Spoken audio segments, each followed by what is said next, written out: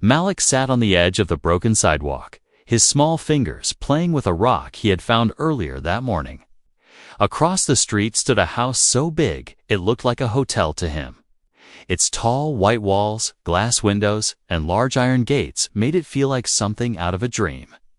He had passed by it many times before, but today, something made him stop and watch more closely. Inside the garden, a little boy about his age was laughing, running around in circles as a man chased him playfully. That man was tall, wearing a clean white shirt and shiny black shoes. He picked the boy up, twirled him in the air, and hugged him tight as both of them laughed loudly. Malik couldn't hear what they were saying, but he could see the joy in their eyes, the comfort in their lies. The comfort in their lies. I'll lie to love, their luxure you live. And live, last. They live, lies case, to laugh. And live, last, there. I'll live, to live, you live, the wall a quiff. We live, why did see it to live. We lies, we see sigh. We lies, we lies it.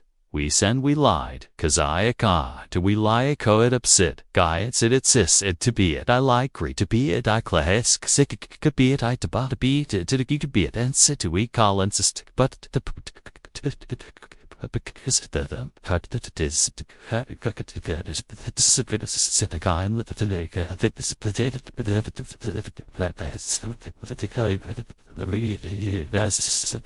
touch. The kind of closeness he had never felt. Malik's own clothes were old and 2 sizes too big. His shoes had holes, and his hair was dusty from playing near the street. His mother worked all day, cleaning houses, and came home only to sleep. There were no games, no bedtime stories, and certainly no hugs. She was not a bad mother, just a tired one, trying to feed them both without breaking down. He never hated the boy behind the gate. Nor did he feel angry. He just wondered what it would feel like to be hugged like that, to be held with love, not just because someone had to, but because they wanted to. As the man and his son sat on a blanket in the garden, eating something from a basket, Malik leaned a little closer, but not too much. He knew better than to go near rich people's homes. Sometimes they yelled, sometimes they called the police, and sometimes they just looked at him like he was dirt. But something felt different today. He saw the father glance in his direction. Their eyes met for a second. Malik quickly looked away, expecting the man to shout or wave him off. But he didn't. Instead, the man whispered something to his son and then stood up. He walked slowly toward the gate, opened it gently, and stepped. Outside, Malik froze, his heart beating faster. Was he in trouble? Should he run? The man didn't shout. He didn't even raise his voice. Instead, he held out a cold bottle of water and smiled. "It's a hot day," he said softly. "Want some?" Malik nodded slowly and took the bottle with both hands. His lips were dry, and the water felt like gold on his tongue. He didn't speak at first, just looked down, embarrassed. The man sat on the edge of the sidewalk near him. Not too close, not too far, just enough to show he wasn't scared of the boy. They sat in silence for a while, the noise of traffic and birds filling the space between them. Finally, the man spoke again. "My name's Donovan," he said. "What's yours?" "Malik," the boy replied quietly. Eyes still lowered, Donovan smiled. "Nice to meet you, Malik." Malik looked up slowly, then turned his gaze back toward the garden. The other boy was playing alone now, throwing a ball into the air and catching it. Malik watched him for a few seconds, then turned to Donovan and asked the question that had been sitting in his heart for days. "Do you hug him every day?" he asked, his voice barely above a whisper. Donovan seemed surprised by the question. "Yes," he said, "every day."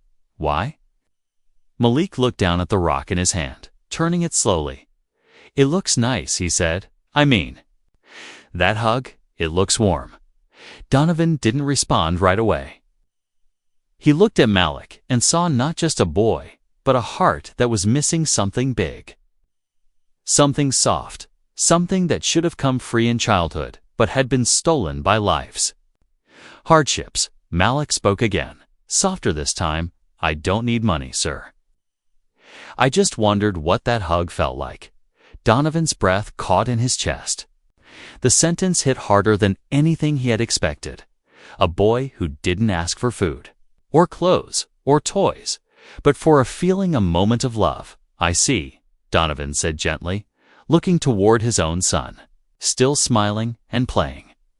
That's very honest of you. Malik stood up, brushing dust from his pants. I should go, he said.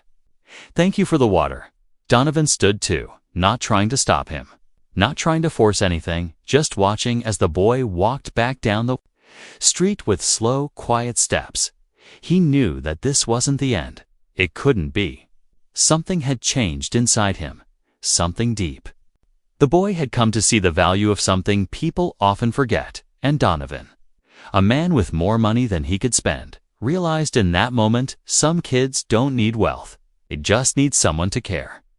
As Malik turned the corner, he looked back once, just for a second, and for that moment, Mr. Donovan lifted his hand and waved, not like a rich man waving at a poor boy, but like a father waving at a soul who had been alone too long. That single wave was the beginning of something neither of them could have predicted. The next morning, Malik was sitting on the front steps of his small apartment building. His mother had already left for work, just like every day, without breakfast, without a goodbye. Just a locked door and the sound of her tired feet walking away. Malik had gotten used to it, but that didn't mean he liked it. He kept thinking about the man from yesterday, Mr. Donovan, and the soft tone in his voice. That smile wasn't fake. It wasn't forced. It felt real, like someone who actually wanted to talk to him, not just feel sorry for him. Malik had never experienced something like that before. While he sat there thinking, an expensive black car pulled up near the sidewalk. It was shiny, smooth, and looked completely out of place in that part of the city. The window rolled down slowly, and the driver, a man in a black suit, leaned out and said, "Are you Malik?" Malik blinked, surprised. He stood up slowly, unsure if he should run or answer. "Yes," he said carefully. "I work for Mr. Donovan," the driver said. "He asked if you'd like to visit the house today. No pressure, but he wanted me to let you know you're welcome." Malik didn't move for a moment. His heart beat fast in his chest. Was this real? Did rich people really invite kids like him to their houses? Was this a trick? The driver saw his hesitation and smiled kindly. "If you don't want to come, that's okay too. But I'll wait 5 minutes, just in case." Malik looked down at his clothes. They were clean, but still old. His shoes were the same ones with holes, but something inside him whispered, "Go. This might never happen again." And more than anything, he wanted to know what it felt like to belong you, if just. For a little while, he took a deep breath, nodded, and walked slowly toward the car. The driver opened the back door for him like he was someone important. Malik slid into the seat, and for the first time, felt what it was like to ride in a car with cold air, soft leather, and silence instead of engine noise. When they reached the big white house, the iron gates opened by themselves. The car rolled into the clean driveway and stopped in front of the wide front steps. Mr. Donovan stood there, waiting with his son, both of them smiling. Malik stepped out of the car slowly, his eyes wide. He had never been this close to the mansion before. The windows were even bigger than he thought, and the garden smelled like sweet flowers and fresh grass. "Welcome, Malik," Mr. Donovan said gently. "We're happy you came." Malik nodded. Shyly, not sure what to say, the other boy waved and ran up to him. "Hi, I'm Daniel," he said. "Want to play catch?" Malik blinked in surprise. No one ever asked him to play. Not like that. Not so openly. "Okay," he whispered. Soon the two boys were in the garden. throwing the ball back and forth, laughing. Daniel didn't treat Malik like someone poor or different. He just treated him like a friend. Mr. Donovan watched from a bench nearby, his eyes warm. After a while, they sat down for snacks. Fresh fruit and juice laid out on a tray. Malik hesitated before reaching for anything, not wanting to seem greedy, but Mr. Donovan encouraged him with a nod. "You're a guest here, Malik. Don't be afraid." Malik took a bite of an apple and couldn't believe how sweet it was. It tasted like something from a dream. His eyes sparkled just a little, and Mr. Donovan saw it. After they ate, Mr. Donovan sat next to Malik and said, "You told me something yesterday about not needing money. Do you remember?" Malik looked down, nodding slowly. He felt a little embarrassed now, wondering if he had said something strange, but Mr. Donovan placed a hand gently on his shoulder and said, "That was the most honest thing I've heard in years, Malik, and I want you to know you deserve that kind of hug. You deserve love." Malik's eyes filled with quiet tears, the kind that don't fall but sting the heart. He didn't cry, but inside, something melted. Something soft and small and long forgotten. Then, without saying anything, Mr. Donovan opened his arms gently. "Only if you want to," he said. Malik didn't move for a second. Then slowly, he leaned forward, and the man wrapped him in a warm, steady hug. It wasn't tight, it wasn't too long, but it was enough. Enough to tell Malik that he mattered, even just for today. That moment sat inside Malik's chest like a warm candle in a cold room. He didn't want toys or gifts. This was enough. Just to feel safe in someone's arms, to be held not out of duty, but from the heart. The day passed quietly after that. They played more games, walked around the garden, and even read a book together under a tree. Malik had never done any of those things before, but they felt natural, like they had always been waiting for him. When it was time to leave, the driver opened the car door again. Malik turned back and looked at Mr. Donovan and Daniel. Both of them waved, and Daniel shouted, "Come again soon." Malik smiled, a real smile this time, one that reached his eyes. "Okay," he said softly. As the car drove him back to his side of the city, Malik sat quietly, thinking something had changed today. Something he couldn't explain, but he knew one thing for sure: he didn't feel invisible anymore. The next morning, Malik sat on the same front steps again, but this time, something felt different inside him. His body was in the same place, but his heart was somewhere else. It was still a poor neighborhood, the same cracked walls and tired buildings. But Malik didn't feel as empty as before. He closed his eyes and thought about yesterday, the clean garden, the sweet fruit, the soft grass under his bare feet, and most of all, the hug, that warm, real hug that had stayed in his chest all night. Like a tiny fire, he had held his pillow tightly when he slept. Pretending it was Mr. Donovan's arms, he heard someone calling his name. His eyes opened quickly. It was the same black car, parked right in front of the building again. The driver waved with a friendly smile. "Mr. Donovan asked if you'd like to come again today." Malik stood up fast. His heart jumped with joy. He nodded quickly. "Yes, please." The driver opened the door like before. But this time, Malik didn't hesitate. He got in with a smile on his face, already excited to see Daniel and Mr. Donovan, and maybe even get another hug. When he reached the mansion, Daniel was waiting at the gate this time, jumping up and down. "You came back," he shouted. "Come on, let's go play." They ran into the garden, playing tag between the trees and laughing loudly. It was as if they had been friends for years, not just one day. Malik felt free, like a bird who had never flown before, but suddenly knew how. Mr. Donovan watched them from the patio with his cup of coffee. He saw the change in Malik, the brighter eyes, the bigger smile, the lighter steps. It made his heart feel full, as if something good was growing inside his own life too. After some Malik and Daniel sat on the grass. Out of breath from all the running, Daniel asked, "Do you want to see my room?" Malik's eyes widened. "Can I?" Daniel smiled. "Of course. Come on." They went upstairs through the big house. And Malik's eyes were wide the whole time. The walls were covered with paintings. The lights were bright and clean. And the smell of fresh flowers filled the air. When they entered Daniel's room, Malik stopped at the door. The room was full of toys, shelves of books, and even a small indoor tent. He had never seen anything like it. Daniel showed him everything, letting him touch the toys, open books, and sit inside the tent with him. They laughed and shared stories, and for the first time, Malik talked about his school, his mother, and his favorite drawing he kept under his pillow.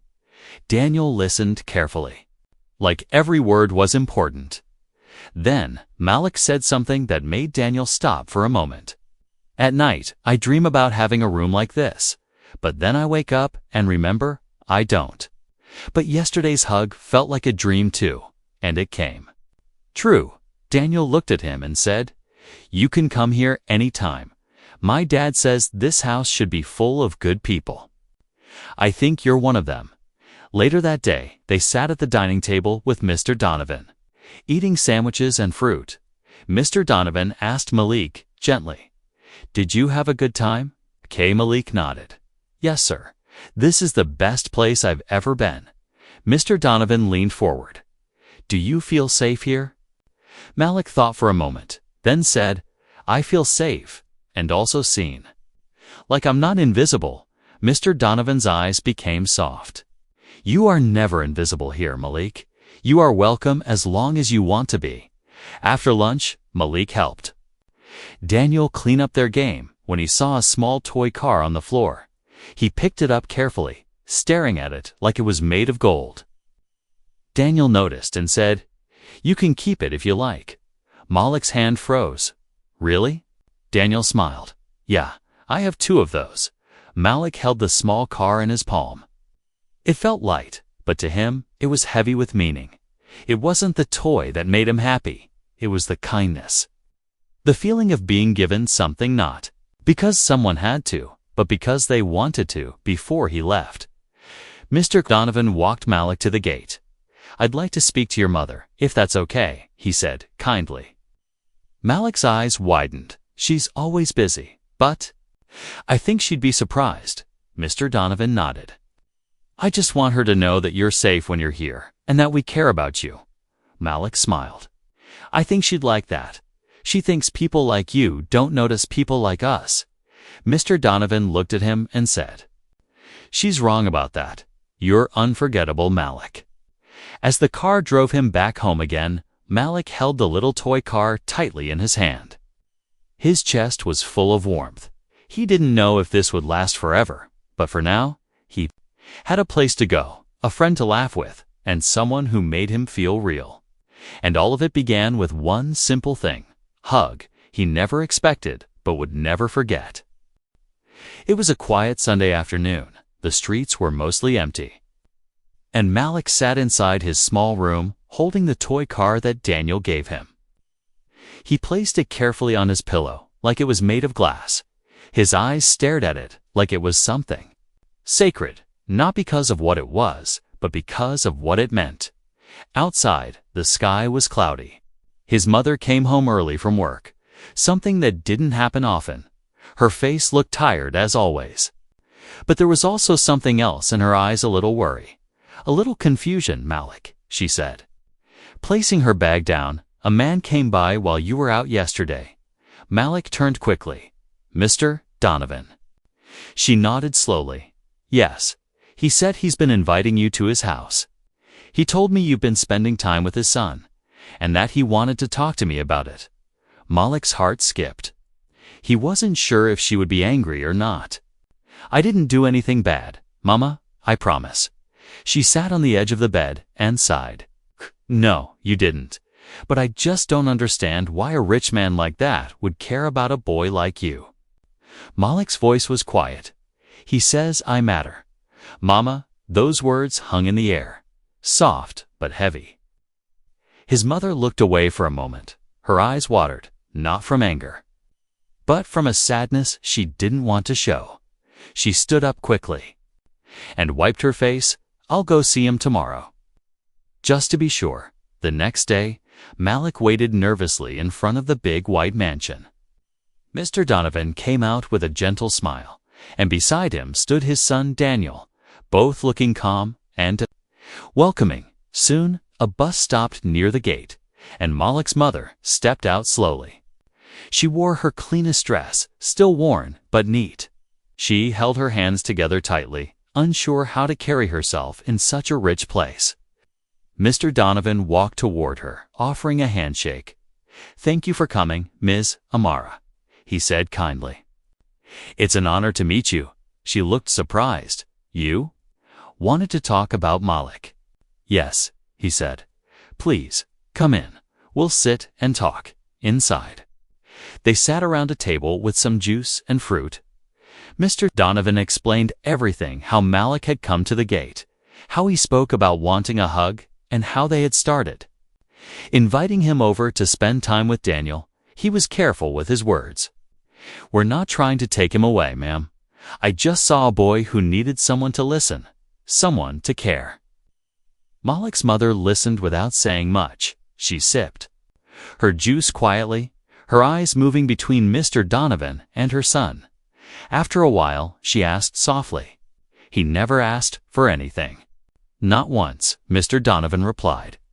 "Only a hug." Her eyes filled again, but she nodded. "Then I'm thankful." She whispered, "Most people ignore kids like mine. They think we're nothing." Daniel spoke then, his voice small. "He's my best friend." Those words melted something in the room. Malik looked down, trying to hide the smile on his face. He had never been called that before. Never by someone who had so much and still wanted to share it. Mr. Donovan turned to Malik's mother and said, "I want to help. Not just give charity, but give Malik a place where he can grow, learn, and feel safe.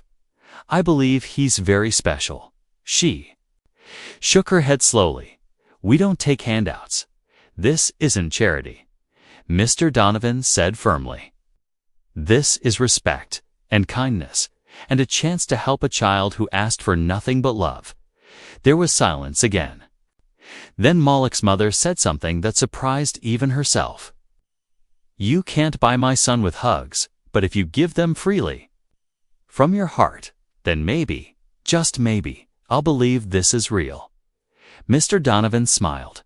"That's all I ask." After she left, Malik ran up to Mr. Donovan and hugged him tightly. Mr. Donovan hugged him back, holding him for longer this time, like a father would. Later that day, Malik asked him, "Why do you do this?" Mr. Donovan looked at the sky for a second, then said, "A long time ago, I needed a hug too. But no one gave me one. Maybe I just don't want another child to feel that way." Malik nodded slowly. He understood, sometimes the people who give the most love are the ones who were once the loneliest. That night, back at home, Malik's mother looked at him differently. She didn't say much, but before he went to bed, she placed a gentle hand on his shoulder. "If someone offers you kindness, don't fear it," she said. "Just make sure your heart stays clean." Malik smiled and nodded. He didn't just feel clean, he felt full. Not because of food or money, because someone saw him, listened to him, and held him when he needed it most. And for a boy who had only asked for a hug, that meant the whole world. The days passed quickly, and soon Malik was visiting Mr. Donovan's house almost every weekend. Sometimes after school too, he would play with Daniel, help set the table, or sit under the big tree in the garden and read books from the tall wooden shelf inside the living room. It became a place of peace for him, a second home, a world where he was not poor, not forgotten, not small. One evening, as Malik and Daniel were building a puzzle together on the patio, two women walked by on the sidewalk outside the mansion's gate. They stopped, stared, and whispered to each other. They didn't know Malik could hear them. Is that the poor boy again?" One of them said with a mocking laugh. "Why is he always here?" "Must be charity," the other replied. "Rich people like to collect sad stories." Malik heard every word. His hand froze over the puzzle piece, and his chest felt tight for the first time in weeks. That warm feeling inside him started to fade. Daniel looked at him and asked, "What's wrong?" Malik shook his head. Nothing, but his eyes were looking far away, toward the gate, toward the voices that reminded him he didn't belong. Later that night, Mr. Donovan found Malik sitting alone on the bench under the tree. His smile had vanished, and his hands were gripping the seat. "You heard them, didn't you?" Mr. Donovan asked softly, sitting beside him. Malik nodded slowly. "They think I don't belong here." Mr. Donovan was quiet for a moment, then said, "Do you know what I think?" Malik didn't answer, so Mr. Donovan continued, "I think they're wrong. You belong here because this house is about love, not money, and love isn't something only the rich can have." Malik looked up, "But people talk." "Yes, Mr. Donovan said, "They do, but you don't have to listen to every voice. Only the ones that speak from the heart." Malik nodded, but a small part of him still hurt. He wasn't used to kindness lasting this long. In his world, good things often came with a cost or disappeared too soon. The next day at school, some of the other kids began teasing him. One boy said, "Hey Malik, got your rich daddy 2-pack. Your lunch now?" Another laughed, "Are you his charity project?" Malik stayed silent, but inside he felt like he was falling. Why did people hate him just for being seen? After school, he sat alone behind the building, staring at the ground. He didn't want to cry, but he also didn't want to go home. A shadow fell over him. He looked up and saw Mr. Donovan standing there, holding 2 sandwiches and a bottle of juice. "How did you find me?" Malik asked. "Daniel said you didn't come to the house today." "I had a feeling," Mr. Donovan said, sitting beside him. "Want a sandwich?" Malik took one without saying anything. He took a small bite, then said, "Why do people get angry when someone like me gets treated kindly?" Mr. Donovan sighed, "Because the world still has a lot of people who think love should be earned with money. But they're wrong. The truth is, kindness should be given freely, especially to those who need it the most." Malik nodded, slowly chewing, then said, "I don't want to be a problem." "You're not, Mr. Donovan said firmly. "You're a light, Malik. And sometimes light makes people uncomfortable because it shows them things they don't want to see." That day, Malik learned something very important. Sometimes people will try to pull you down, not because you did something wrong, but because they can't handle someone rising without permission. Later that week, something surprising happened. One of the women who had whispered at the gate showed up at Mr. Donovan's front door. She had a little girl with her, no older than Daniel. Mr. Donovan greeted her kindly. "Good afternoon, can I help you?" She looked embarrassed. "My daughter. She doesn't have many friends, and she saw Daniel and Malik playing. I was wondering, could she join them sometime?" Mr. Donovan smiled. "Of course she can." Malik watched from the garden, a little surprised, but he waved at the little girl and she waved back. For the first time, he saw that maybe kindness could spread around to people who didn't understand it at first. Later that evening, Daniel's mother came home from a long business trip. She was beautiful, dressed in a sharp suit and wore heels that clicked on the floor. She looked around the house and said, "Who's this Malik I keep hearing about?" Mr. Donovan smiled. "He's someone special." She watched Malik for a while as he laughed with Daniel and the girl in the garden. Then she said, "Well, he doesn't act like a guest. He acts like he belongs, because he does." Mr. Donovan replied without hesitation. She looked surprised, then nodded slowly. "All right. I trust your heart." That night, as Malik left for home, Daniel handed him a drawing they had made together. Showed 2 stick boys under a tree, one with curly hair and one with straight hair. Above it, they wrote, best friends forever, Malik held the drawing close. It wasn't about crayons or paper. It was proof that no matter what the world said, he had found a place, a friend, and a family who saw him not as a poor kid but as someone who mattered. And for Malik, that meant everything. It had been a few weeks since Malik first stepped inside the big white mansion. Since then, things had changed in small but powerful ways. He smiled more, he stood straighter, and he looked people in the eyes. The hug he once asked for had started. Something deep inside him, something that made him feel alive, important, and real. But while Malik was growing quietly, so was the noise outside. More people in the neighborhood were noticing the black car that came to pick him up. Some were curious, some were jealous, and some were angry. One afternoon, Malik's mother came home from work with a worried look on her face. She placed her bag on the table and said, "People have started asking questions, Malik." He looked up from his schoolwork. "What kind of questions?" "They want to know why a rich man is spending so much time with you," she said softly. "Some think he's trying to adopt you. Some say you're just being used for good press." Malik's heart sank. He didn't understand how something that felt so warm could turn into a problem for others. But he never asked for anything. "Mama, he just treats me like I matter." His mother sighed. "I know. I believe you, but the world doesn't always care about truth. It only sees what it wants." That evening, Mr. Donovan called to speak with her. His voice was calm, but honest. "I understand the pressure you're feeling. I don't want to cause any more problems. But I don't want to stop seeing Malik either. He's become like family." There was a long pause. Then Malik's mother said quietly, "Family doesn't always mean blood, does it?" "No," Mr. Donovan said gently. "Sometimes it means trust." The next day, Malik didn't go to the mansion. Instead, he sat on his apartment steps again, just like in the beginning. Only this time, he wasn't waiting for a hug, he was wondering if it would all disappear. Hours passed, and just before sunset, a small figure walked up the sidewalk. It was Daniel, carrying a backpack and a box. Malik stood up, shocked. "What are you doing here?" Daniel smiled.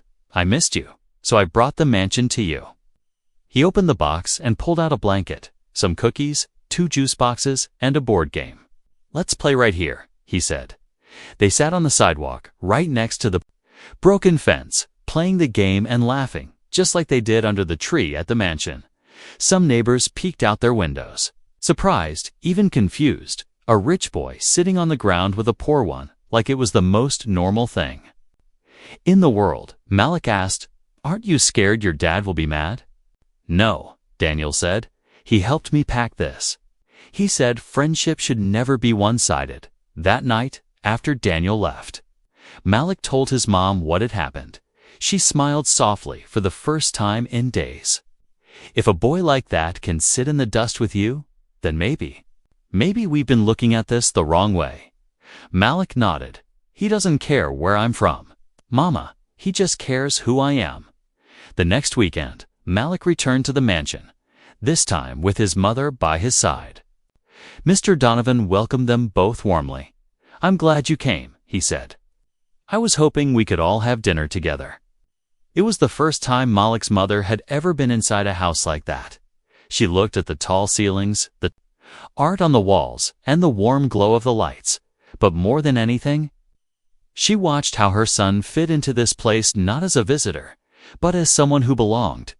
During dinner, Mr. Donovan told stories about his own childhood. How he used to be lonely, even though he had everything. "I had toys, but no one to play with," he said. "I had food, but I always ate alone." Malik listened closely. He realized something important. Malik was helping him, but Malik was helping him too. Maybe that's what made this different from charity or pity. It wasn't one-sided, it was mutual healing. After dinner, Malik's mother helped clear the table, and Daniel showed her a drawing he made of their whole group himself. Malik, Mr. Donovan, and Malik's mother. all holding hands under the big tree at the top. He wrote, "My real family." Her eyes filled with tears. She knelt beside him and said, "Thank you, Daniel. You're a very kind boy." That night, before leaving, Malik hugged Mr. Donovan. Without being asked, it was tighter than usual and full of something deeper than words. Mr. Donovan patted his back and said, "No matter what people say, remember this love doesn't care about skin, money, or what side of town you live on. It only cares about truth." Malik nodded. He didn't just believe those words, he felt them in every part of his heart. As they walked back home, his mother held his hand for the first time in a long while. She didn't say much, but her grip was strong and steady, and that night, for the first time in years, Malik fell asleep. Not just with hope, but with peace. It was the day of the school event. A big celebration was planned, and parents were invited to come. The school decorated the hall with paper flowers, colorful banners, and balloons. Teachers moved chairs and tables. Students practiced dances and poems. Malik sat quietly in his class, watching all the excitement. He was holding a small note in his hand, one that the teacher had given him a week earlier. It said, "Students will speak about someone who changed their lives." At first, Malik didn't know what to write. He'd never stood on a stage before, and he had never been asked to speak in front of a crowd. But after everything that had happened in the last few weeks, he knew he had something worth sharing. Mr. Donovan had already called the school to say he would attend the event, and Daniel would be there too. When Malik's mother heard about the speech, she said quietly, "Say what's in your heart, not what people expect." That morning, Malik wore his cleanest clothes and combed his hair 3 times. He checked his shoes, even though they were still old and worn. He wasn't trying to look rich, he just wanted to look ready. When he arrived at school, the hall was already filling with parents. Some of them sat proudly with cameras. Others chatted softly. Mr. Donovan and Daniel walked in and sat near the front. Mr. Donovan wore a blue suit, but his smile made him look gentle, not strict. Malik's name was called, and the teacher handed him the microphone. He walked slowly to the center of the stage, his hands shaking just a little.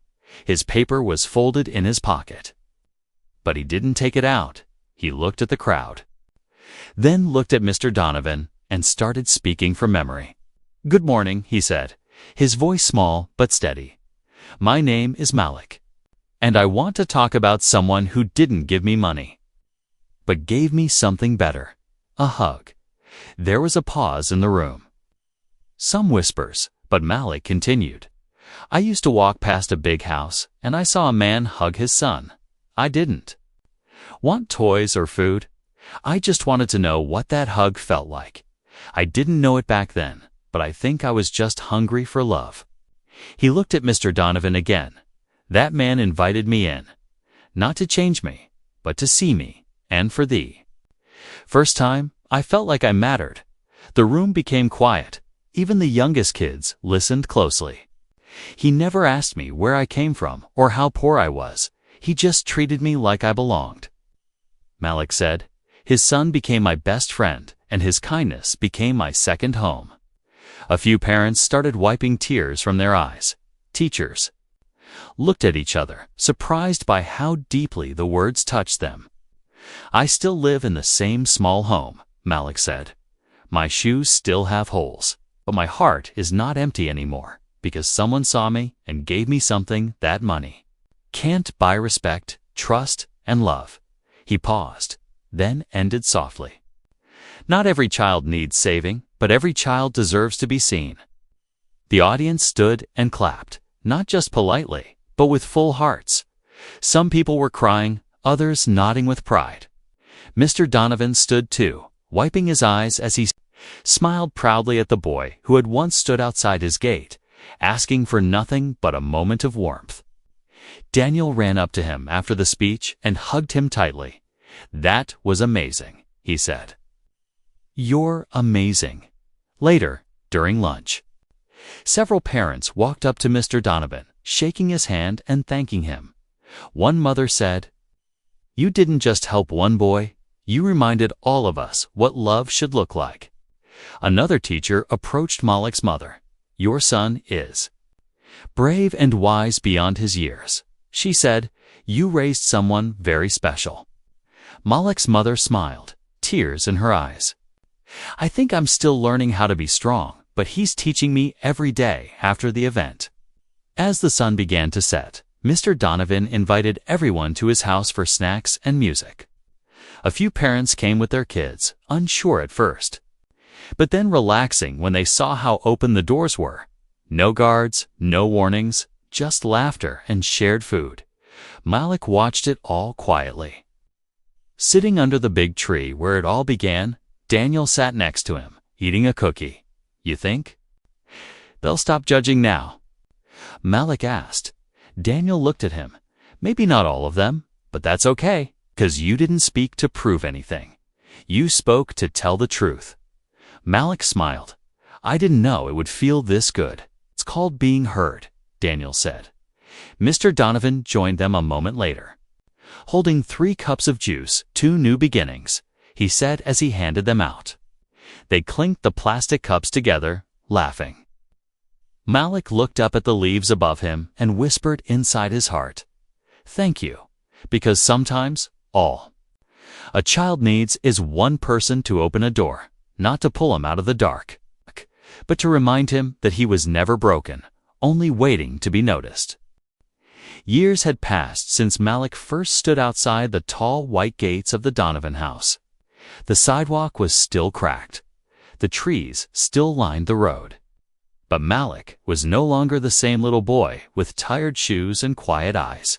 He was taller, now stronger, and his smile came more easily. He had finished school, the first in his neighborhood to ever give a graduation speech.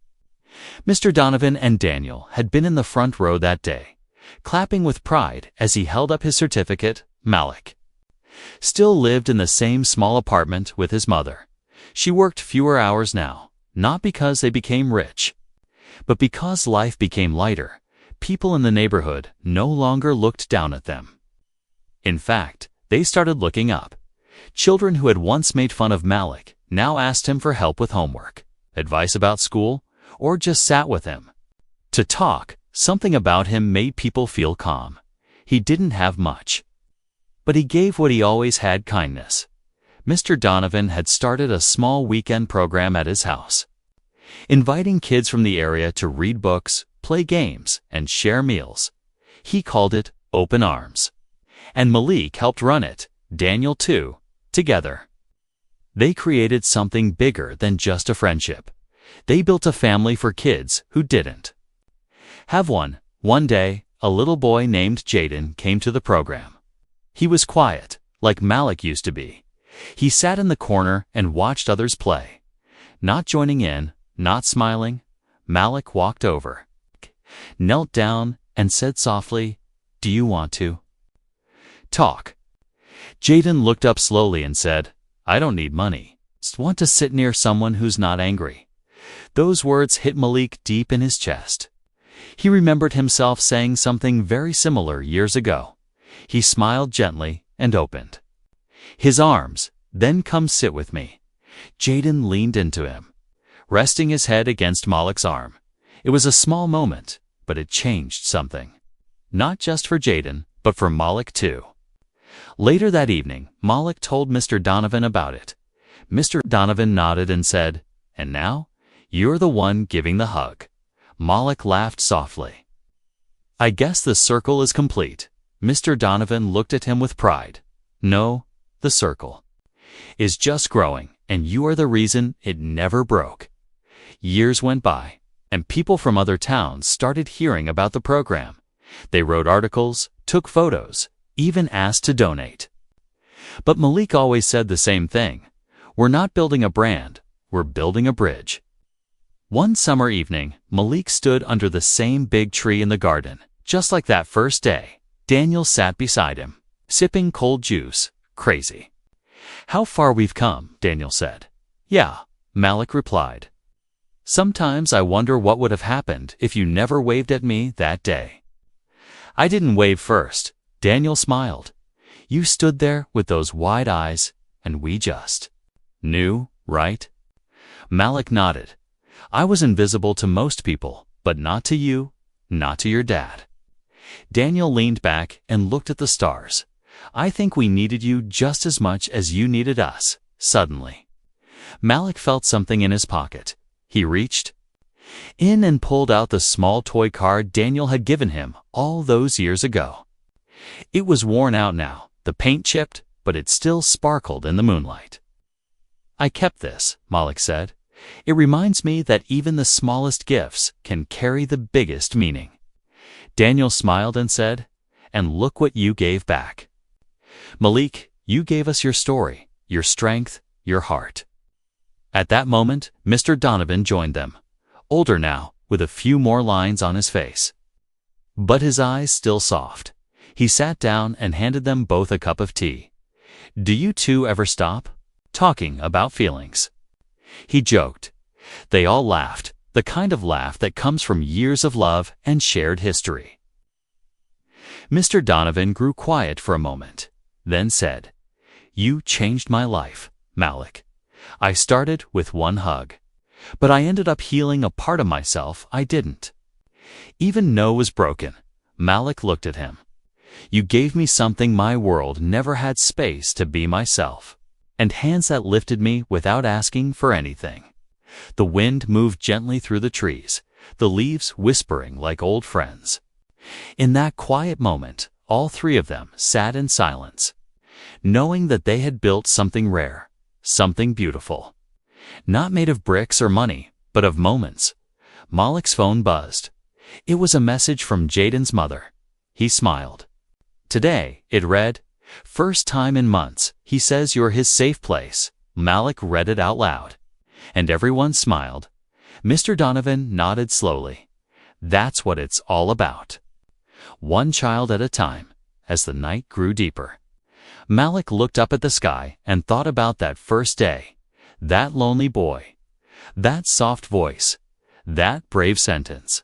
I don't need money. Just a hug, and now, years later, he had given hundreds.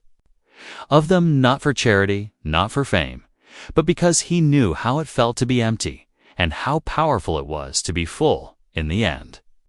He was not just a boy who once needed love. He had become a man who shared it freely, and sometimes that's all it takes to change the world. One hug given with a full heart.